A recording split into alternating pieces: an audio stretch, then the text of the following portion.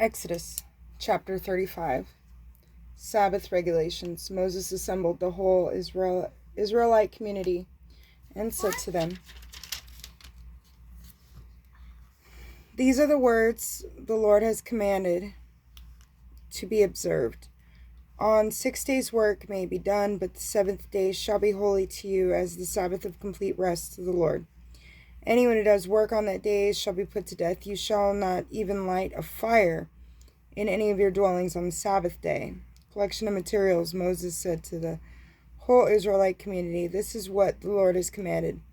Receive from among you contributions for the Lord. Everyone as his heart prompts him shall bring as a contribution to the Lord gold, silver, and bronze, violet, purple, and scarlet yarn, fine linen and goat hair, ram skins dyed red, and hash skins, acacia wood, oil for the light, spices for the anointing oil and for the fragrant incense, onyx stones and other gems for mounting on the ephod and on the breastplate.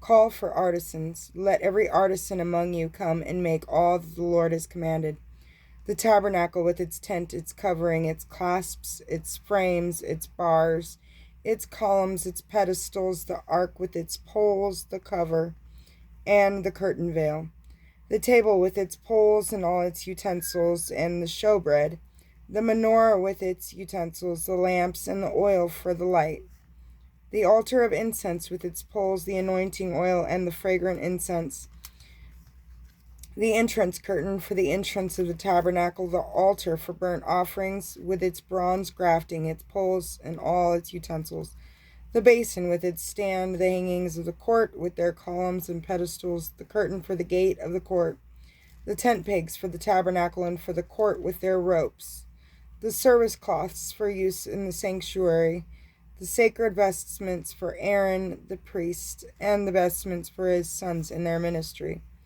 The contribution. When the whole Israelite community left Moses' presence, all, as their hearts moved to them and their spirit prompted, brought contribution to the Lord for the work of the tent of meeting, for all its services, and for the sacred vestments, both the men and the women.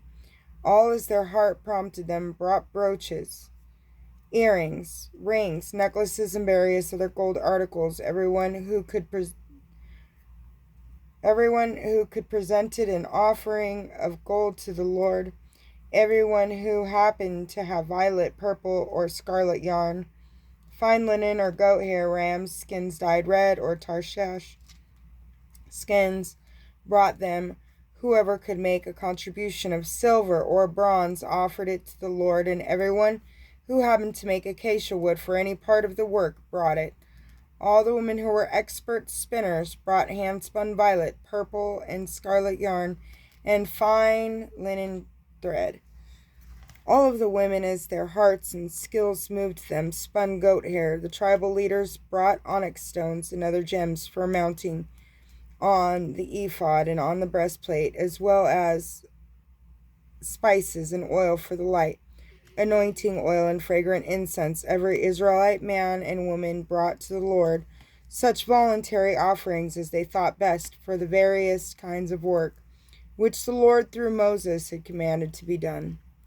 The artisans. Moses said to the Israelites, "See, the Lord has singled out Bezalel, son of Uri, son of Hur, of the tribe of Judah, and has filled him with a divine spirit of skill and understanding and knowledge in every craft, in the production of embroidery, in making things of gold, silver, or bronze, in cutting and mounting precious stones, in carving wood, and in every other craft. He has also given both him and Oholibah, son of Ahisamach, of the tribe of Dan, the ability to teach others. He has endowed them with skill to execute all types of work: engraving, embroidering, the making of variegated cloth of violet, purple, and scarlet yarn, and fine linen thread, weaving of all the other arts and crafts." Exodus chapter 36. Bezalel therefore will set to work with Oholiab and with all the artisans whom the Lord has endowed with skill and understanding in knowing how to do all the work for the service of the sanctuary, just as the Lord has commanded. Moses then called Bezalel and Oholiab and all the other artisans whom the Lord had endowed with skill men whose hearts moved them to come and do the work. They received from Moses all the contributions which the Israelites had brought for the work to be done for the sanctuary service still morning after morning. The people continued to bring their voluntary offerings to Moses. Thereupon all the artisans who were doing the work for the sanctuary came from the work each was doing, and told Moses, "The people are bringing much more than is needed to carry out the work which the Lord has commanded us to do." Moses therefore ordered a proclamation to be made throughout the camp: "Let neither man nor woman make any more contributions for the sanctuary." So the people stopped bringing their offerings. There was already enough at hand, and more than enough to complete the work to be done. The tent, cloth, and coverings. The various artisans who were doing the work made the tabernacle with its 10 sheets woven of the linen twined, having cherubim embroidered on them with violet, purple, and scarlet yarn. The length of each sheet was 28 cubits, and the width 4 cubits. All the sheets were the same size. 5 of the sheets were joined together, edge to edge, and the other 5 sheets likewise, edge to edge. Loops of violet yarn were made along the edge of the end of the sheet in the first set, and the same along the edge of the end sheet in the second set. 50 loops were thus put on one inner sheet, and 50 loops on the inner sheet in the other set, and the loops directly opposite each other. Then 50 clasps of gold were made, with which the sheets were joined, so that the tabernacle formed one whole. Sheets of goat hair were also woven as a tent over the tabernacle. 11 such sheets were made. The length of each sheet was 30 cubits, and the width 4 cubits. All 11 sheets were the same size. 5 of these sheets were joined into one set, and the other 6 sheets into another set. 50 loops were made along the edge of the end sheet in one set, and 50 loops along the edge of the corresponding sheet in the other set. 50 bronze clasps were made, with which the tent was joined, so that it formed one whole. A covering for the tent was made of ram's skins dyed red, and above that, a covering of tahash skins. The framework.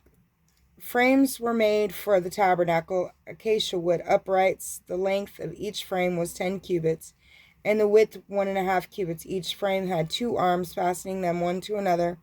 In this way all the frames of the tabernacle were made.